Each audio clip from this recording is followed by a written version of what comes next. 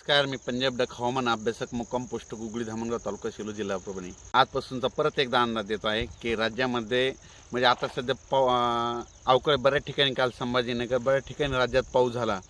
पण राज्यात आणखीन जवळपास सर्व सांगायचं झालं तर आणखीन राज्यामध्ये 10 तारखेपर्यंत म्हणजे 10 जानेवारीपर्यंत राज्यामध्ये अवकाळी पाऊस पडणार आहे. पण खूप मोठा पडणार नाही, त्याच्यामुळे काळजी करायची गरज नाही. तर तुम्हाला एक सांगू इच्छितो, नेमका आता पाऊस हा कुठं पडणार आहे. तर राज्यात सांगायचं झालं तर सोलापूर जिल्ह्यामध्ये आहे, आणखीन त्याच्यानंतर लातूर जिल्ह्यामध्ये, उस्मानाबाद जिल्ह्यामध्ये, बीड जिल्ह्यामध्ये, त्याच्यानंतर जालना जिल्हा, त्याच्यानंतर बुलढाणा जिल्ह्यामध्ये, तसेच संभाजीनगर, तसेच सांगायचं झालं तर आणखीन जास्त मग जळगाव धुळे भागात एक थोडा जास्त पडणार आहे. म्हणून हे एक अंदाज लक्षात घ्यायचा. म्हणजे राज्यात आता सांगायचं झालं तर पाऊस म्हणजे आणखी 10 तारखेपर्यंत अवकाळी पाऊस आहे.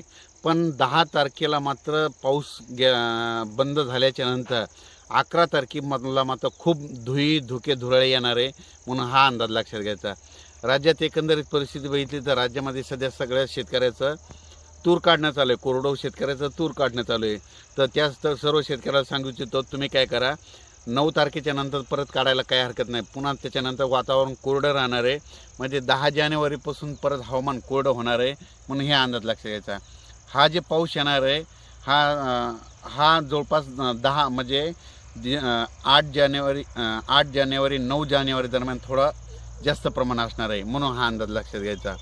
अचानक जर वातावरणात बदल झाला तर परत एक मेसेज दिला जाईल.